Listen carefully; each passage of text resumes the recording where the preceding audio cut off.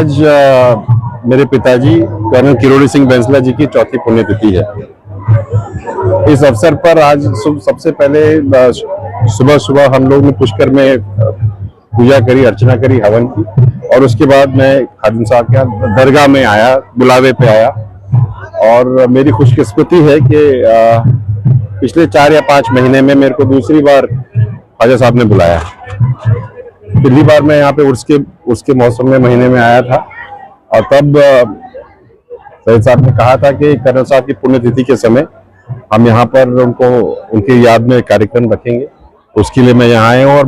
मेरे दिल में इतनी खुशी है और एक तरह की एक ठंडक भी है और एक अपनापन सा भी महसूस हो रहा है।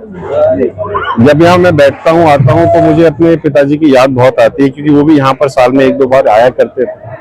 आज एक बात और मैं बताऊं, मैं जब पुष्कर में बैठा था, आप भी सुनेंगे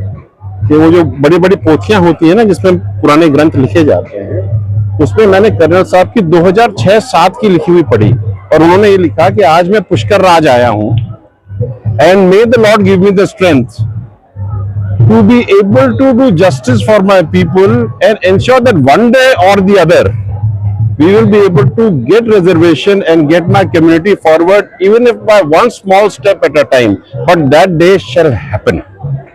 2006-2007 में उनके कलम से लिखी हुई चीज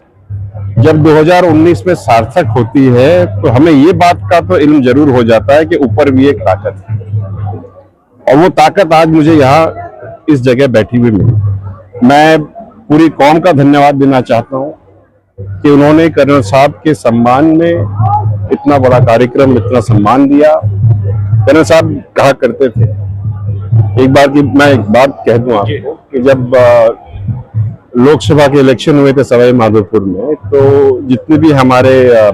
गद्दी मुसलमान थे और सवाई माधोपुर के साइड के थे, तो उन्होंने कहा, कर्नल तो हार कैसे गए, हमने तो रज के वोट दिए। तो कर्नल साहब ने कहा कि तुम मुसलमान हो, मैं भी मुसलमान हूँ। तो पूछा गया कि कैसे, बोलता ना तो मैं इंटरेस्ट लेता हूँ, ना मैं इंटरेस्ट देता हूँ,